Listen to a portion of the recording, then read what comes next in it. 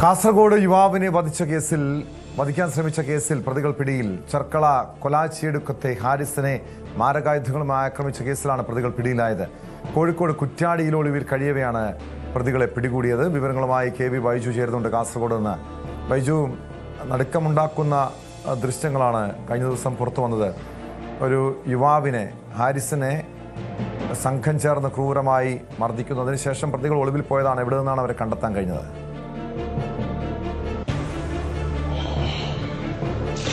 തീർച്ചയായും ടോമെ, ആ ദൃശ്യം നമ്മൾ തന്നെയാണ് പുറത്തുവിട്ടത്. അതിനുശേഷമാണ് ഈ പോലീസ് അന്വേഷണം ഊർജിതമായത് പറയേണ്ടി വരും. അത്രത്തോളം ക്രൂരമായ മർദ്ദനമാണ് ഈ ഹാരിസിന് ഏൽക്കേണ്ടി വന്നത്. അതിന്റെ CCTV ദൃശ്യം അതിഭയാനകമാണ്. അതായത് പിതാവിന്റെ സ്വത്ത് തർക്കവുമായി ബന്ധപ്പെട്ട് സ്വത്ത് തട്ടിയെടുക്കാൻ ശ്രമിച്ചതാണ് ഈ ഒരു സഹോദരങ്ങളായ 3 അംഗ സംഘം. ഇവരെ കോലാച്ചിയടുക്കം സ്വദേശികളാണ്. അസീസ്, അബ്സീർ, ആഷിഖ് എന്നിവരെയാണ്. കോഴിക്കോട് കുറ്റ്യാടിയിലാണ് ഇവർ ഒളിവിൽ കഴിയുന്നുണ്ടായിരുന്നത് ഇത്രയും ദിവസമായിട്ട്. അവിടെ നിന്നാണ് വിദ്യാനഗർ പോലീസ് ഇവരെ അറസ്റ്റ് ചെയ്തത്.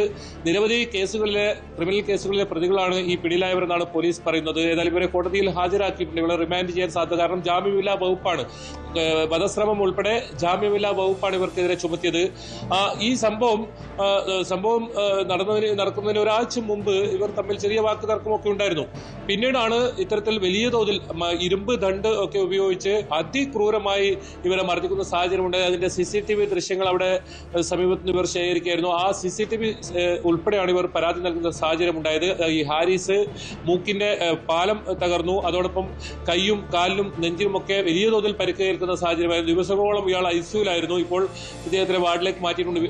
നമ്മൾ മനസ്സിലാക്കുന്നത് വീട്ടിലേക്ക് മാറിയിട്ടുള്ളതാണ്. കഴിഞ്ഞ കുറേ ദിവസങ്ങളായി കാസർഗോഡ് ജില്ലയിൽ മുഖ്യമന്ത്രിയുടെയും പ്രതിപക്ഷ നേതാവിന്റെയും ഒക്കെ പരിപാടികളായതുകൊണ്ട് പോലീസ് ഈ പ്രതികളെ അത്ര പിടിക്കാൻ സാധിച്ചില്ല. ഏതായാലും ഇന്നലെ രാത്രിയോടുകൂടിയാണ് കുറ്റ്യാടിയിൽ ഉണ്ടെന്ന രഹസ്യ വിവരം ഇവർക്ക് ലഭിക്കുന്നത്, പോലീസിന് ലഭിക്കുന്നത്. തുടർന്ന് വിദ്യാനഗർ പോലീസ് ഇടപെട്ട് ഇവരെ കസ്റ്റഡിയിൽ എടുക്കുകയായിരുന്നു.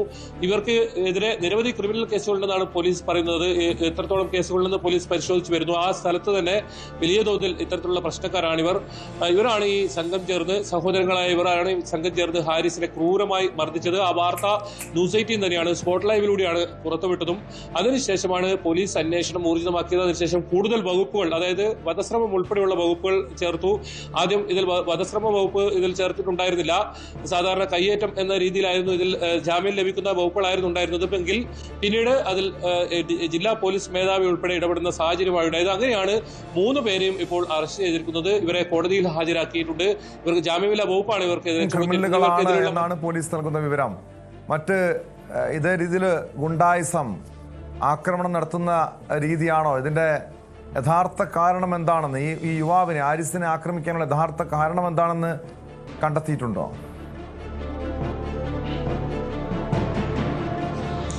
തീർച്ചയായും ടോമെ, ഈ ഹാരിസിന്റെ പിതാവിന്റെ ഉടമസ്ഥയിലുള്ള സ്ഥലം, അതിലുള്ള ഒരു വഴി ഇവർ ഈ ഹാരിസ് അറിയാതെ മറ്റൊരാൾക്ക് മറച്ചു വിൽക്കുകയായിരുന്നു. അത് ചോദ്യം ചെയ്തതിലുള്ള പ്രകോപനമാണ് ഇത്തരത്തിലുള്ള ഒരു മർദ്ദനത്തിന്, ഈ ക്രൂരമായ മർദ്ദനത്തിന് കാരണമെന്നാണ് പോലീസ് പറയുന്നത്. ഇത് ചോദ്യം ചെയ്ത് നേരത്തെ ഇവർ തമ്മിൽ ചെറിയ വാക്ക് തർക്കമൊക്കെ ഉണ്ടായിരുന്നു. അതോടൊപ്പം അവിടെ മസ്ജിദിന് സമീപം ഇവരുടെ വാഹനം പാർക്ക് ചെയ്തത് സംബന്ധിച്ച്, തടസ്സം സൃഷ്ടിച്ചത് സംബന്ധിച്ച് ചോദ്യം ചെയ്തതും പ്രകോപനമായെന്ന് പറയുന്നു. അങ്ങനെയാണ് ഇവർ വലിയ തോതിലുള്ള ഈ മാരകായുധങ്ങളായ ഇരുമ്പ് ദണ്ട് ഉൾപ്പെടെയുള്ള മാരകായുധങ്ങളുമായി വന്ന് അതിക്രൂരമായി ഈ ഹാരിസിനെ ആക്രമിക്കുന്ന സാഹചര്യം ഉണ്ടായത്. അത് അവിടെ CCTV ദൃശ്യങ്ങളിൽ കൃത്യമായ അതിൽ ആക്രമിക്കുന്ന ദൃശ്യങ്ങൾ പുറത്തു വന്നു. അതോടുകൂടിയാണ് ഇവർ പിടിക്കപ്പെട്ടത്. അല്ലെങ്കിൽ ഇവർക്കെതിരെ ഗുരുതരമായ വകുപ്പുകൾ ചുമത്തുന്ന സാഹചര്യമുണ്ട്. അത് കൃത്യമായി ന്യൂസ് 18 അത് പുറത്തുവിടുന്ന സാഹചര്യം കൂടി ഉണ്ടായി. ഇദ്ദേഹം ആശുപത്രിയിലായിരുന്നു ആ സമയങ്ങളിലൊക്കെ. അവിടെ ദൃക്സാക്ഷികളായ ഒരുപാട് പേരുണ്ടായിരുന്നെങ്കിലും ഭയം കാരണം, അതായത് ഈ അക്രമ സംഘത്തിനോടുള്ള ഭയം കാരണം അവരാരും സാക്ഷി പറയാൻ തയ്യാറാത്ത സാഹചര്യം കൂടി ഈ കേസിലുണ്ടായിരുന്നു. അതാണ് ഇപ്പോൾ ഈ 3 പേരെയും ഇപ്പോൾ കുറ്റ്യാടിയിൽ നിന്നും, കോഴിക്കോട് കുറ്റ്യാടി ഒളിവിൽ കഴിയുകയായിരുന്നു. ഒളിവിൽ കഴിയുമ്പോഴും നമ്മുടേതുൾപ്പെടെ വീഡിയോകൾ ഷെയർ ചെയ്ത് അതിനെ വെല്ലുവിളിക്കുന്ന സാഹചര്യമായിരുന്നു ഈ പ്രതികളുടെ ഭാഗത്തുണ്ടായെന്നാണ് നമ്മൾ മനസ്സിലാക്കുന്നത്. ഏതായാലും അവരെ 3 പേരെയും ഇപ്പോൾ അറസ്റ്റ് ചെയ്തിട്ടുണ്ട്. ഇവരെ കോടതിയിൽ അല്പസമയത്തിനകം ഹാജരാക്കുമെന്നാണ് അറിയാൻ സാധിക്കുന്നത്. അങ്ങനെയാണെങ്കിൽ ഇവർക്കെതിരെ ജാമ്യമില്ലാ വകുപ്പ് അനുസരിച്ചാണെങ്കിൽ ഇവരെ ജുഡീഷ്യൽ കസ്റ്റഡിയിൽ വിടാനാണ് സാധ്യത. ഇവർക്കെതിരെ കൂടുതൽ ക്രിമിനൽ കേസുള്ള സാഹചര്യത്തിൽ തുടർ നടപടികൾ കാപ്പ ഉൾപ്പെടെയുള്ള വ്യക്തമാണ്. കെ വി ബൈജു ആണ് വിവരങ്ങൾ നൽകിയത്. കാസർഗോഡ് യുവാവിനെ സംഘം ചേർന്ന് ക്രൂരമായി മർദ്ദിച്ച കേസിലാണ് ഒളിവിലായിരുന്ന പ്രതികളെ പോലീസ് അറസ്റ്റ് ചെയ്തത്. കൂടുതൽ വാർത്തകൾക്ക് news 18 Keralam YouTube channel subscribe ചെയ്യുക.